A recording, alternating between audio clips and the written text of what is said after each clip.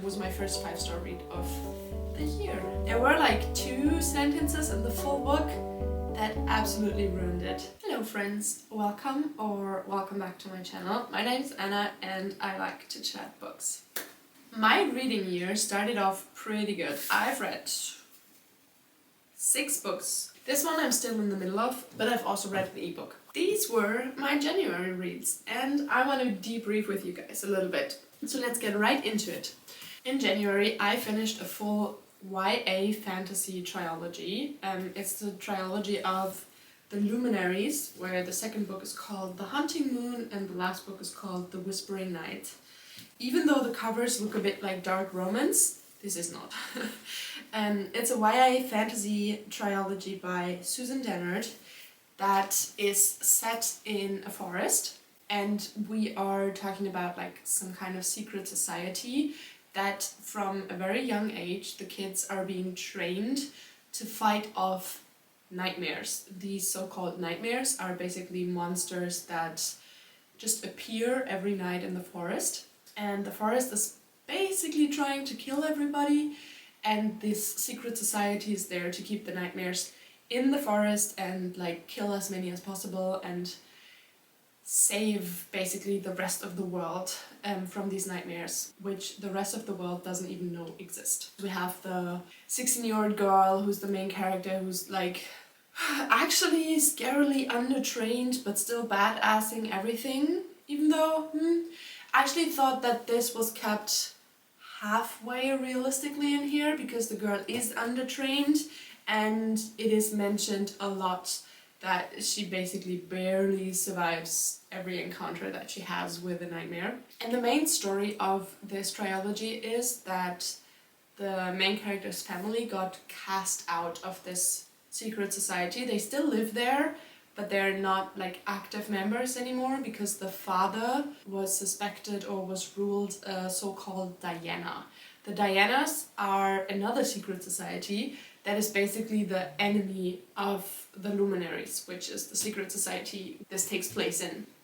So it's the Luminaries against the Dianas. And the father of our main character was found out to be a Diana spy, so the whole family got cast out and the father got basically expelled, or he just vanished, no one really knows. The mission from our main character is to become a hunter, which is the position of the people that kill the nightmares in the forest, and it's like the highest prestige thing you can do in the Luminaries, to be a hunter. So she trains to be a hunter to get her family back into the society and like become active members again, which does... No spoilers. The story is a little bit juvenile, but like I said, it's YA. But it was kind of catchy. I have to admit that. It was kind of catchy. And obviously I finished it, so it was good enough to keep me reading. I think in total I gave this like 3.5 stars, which that's not bad. And the only thing that really was annoying to me was the main character was so slow. Oh my god, guys. This girl, I know it was a 16-year-old girl. I know. But when the reader knows something and the main character takes 200 pages or even a full book to figure that thing out, that drives me nuts. I like to be faster than the main character or like cleverer than the main character, but I mean by like maybe 20 pages, not 200. That was a bit frustrating. What I really enjoy about reading a YA from time to time is that the romance subplot that, you know, always is there, it does not end in filthy smut that takes over the entire storyline. No, it ends in a really passionate kiss, and that's it. And I really did like that. It's kind of refreshing from all the romantasy spice that's kind of taken over every popular fantasy series. Also, can we talk about the freaking pet peeve of this being different editions, and all 3, even the ones that are like the same edition, having different heights? Publishing industry, what is that about? Then I also read a sapphic second chance romance novel. That was like really cute. It's about an elderly lesbian who works in a hospital and she's just been divorced. 1 year after she and her ex-wife split up, the divorces finally come through and she decides to download a dating app. And then the book takes us along on her dating life and her dipping her feet back into, well, dating. And I thought it was really, really cute because it's actually also the author is an older lesbian lady, and we got a lot of confusion about like online dating vocabulary and things that dating apps bring with them that obviously didn't exist 10 or 15 years back, when the only way to meet someone was go in a bar and chat someone up. And I really enjoyed that. It was really cute, it was fun, it was easy to read. It was a bit emotional to the end, which honestly I didn't expect it to get deep in any way. I thought this was just a fun, cute little romance book, but it did have me near tears. I didn't cry, but it did have me near tears towards the end when a rather unexpected plot twist comes into play. So I really like that too. Then next up was Vagabonds. Vagabonds was a difficult read. I think the best way to summarize this is we follow a lot of different plot lines in Nigeria. This book is about queer people and queer living in Nigeria, and it shows the harsh reality that there still is in different countries when it comes to being queer, and that you have to hide and that you have to be somewhat scared. It deals a lot with violence, it deals with sexual abuse, it deals with just straight up abuse, it deals with a lot of misogyny, it deals with child abuse as well. It's quite heavy on the stomach, to be honest, so not exactly a read for everyone. But what kept me reading was that the stories and the storytelling, they get a lot more hopeful the further you get into the book. So in the beginning it's really harsh and it's really heavy and it's really dark, and then it gets lighter and lighter with each chapter. We do get tellings from like spirit guides, so it's a bit of a mix between supernatural and literary fiction, but this book really, really did stick with me, and there were some amazing quotes, and the stories, they were really heartfelt and they were really touching, and I gave this 5 stars. It was my first 5-star read of the year. And I think I need to read you 1 or 2 quotes from this book because it really did stick with me. First of all, the writing was beautiful, like listen to this. But it was not yet his time, so night came with its dark black fur, and after all those hours of Thomas trying to keep awake, it rolled over on its back like an excited dog to show Thomas the dawn on its stomach, the sun at its center, a bright and brilliant navel. I love that. Or this was a quote about queer women and dating. Whoever thinks women are easier lovers than men has never met a cruel woman, a terrified terror, a woman desperate to save her neck, one who could burn your world on purpose just so she wouldn't have to go down. Woman can fray you to an unrecognition, turn your outside in so quickly you'll forget to remember why you exist. Women will hand you bottomless well of pain with tears in their eyes. We can do anything, we can make mistakes.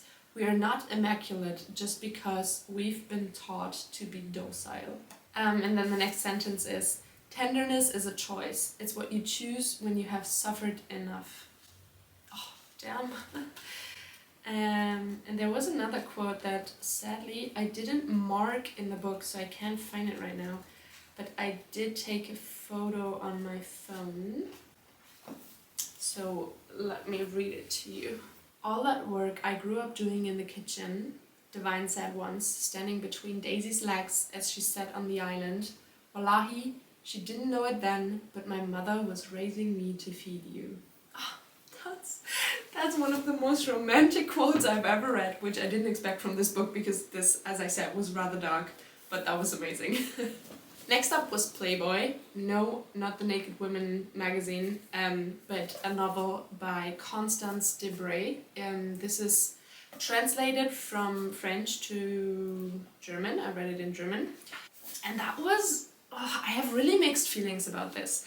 I did really like it overall, but There were like 2 sentences in the full book that absolutely ruined it. I know this was written from a character's point of view, but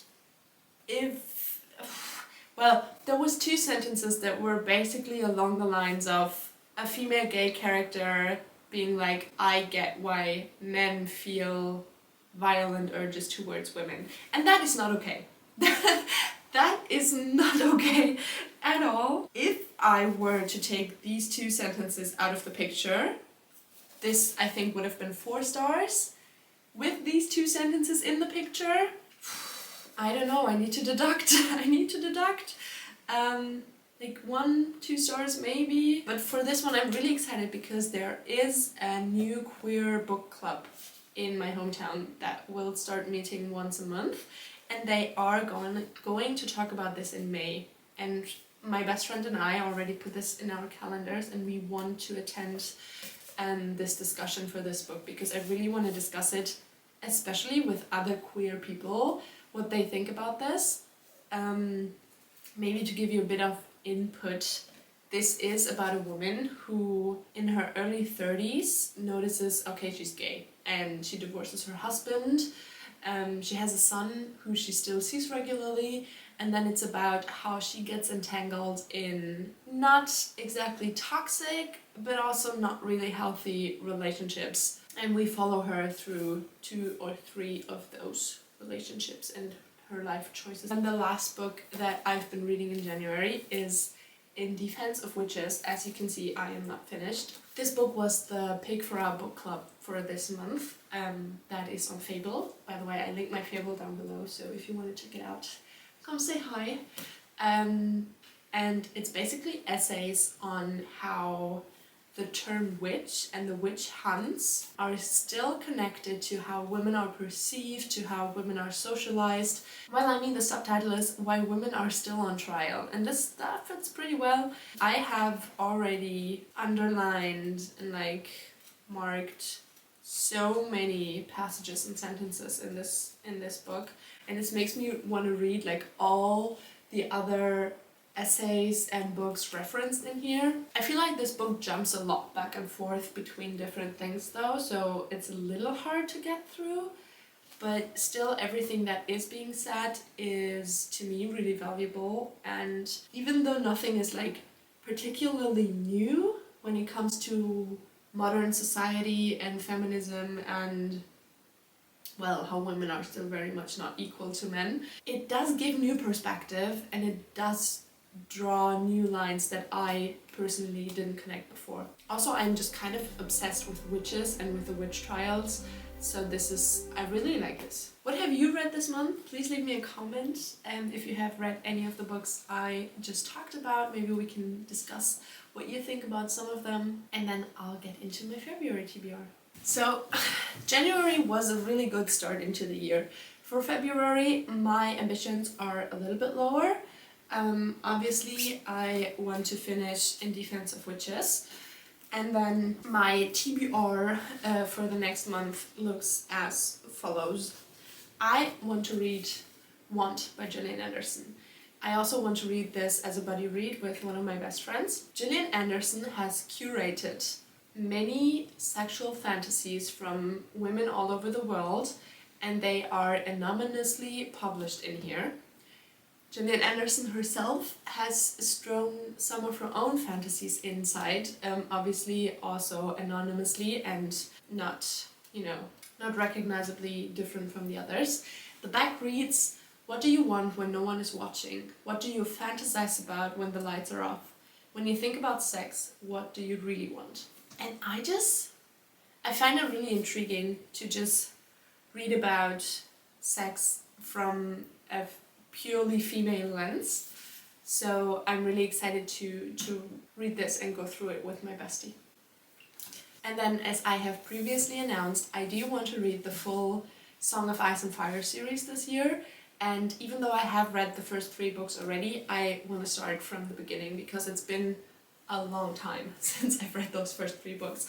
So I also have the first book on my February TBR from the Song of Ice and Fire. In German it's 10 instead of 5 bucks, so it will take me a bit longer because the German books also are, I mean, bricks. But yeah, so that was my January wrap up and my TBR for February. With TBRs for the next month, I'm always trying not to be very strict with myself because I know I might deviate from it because I am personally a heavy mood reader. So I usually don't put myself like a strict TBR for the next month, but I try to aim for something and then we'll see where it goes. How do you handle TBRs? Are you like the kind of person who just sets themselves a TBR and works through, or are you more of a mood reader and you pick what you want in the moment? And leave me a comment if you're already there, like and subscribe, and talk to you soon.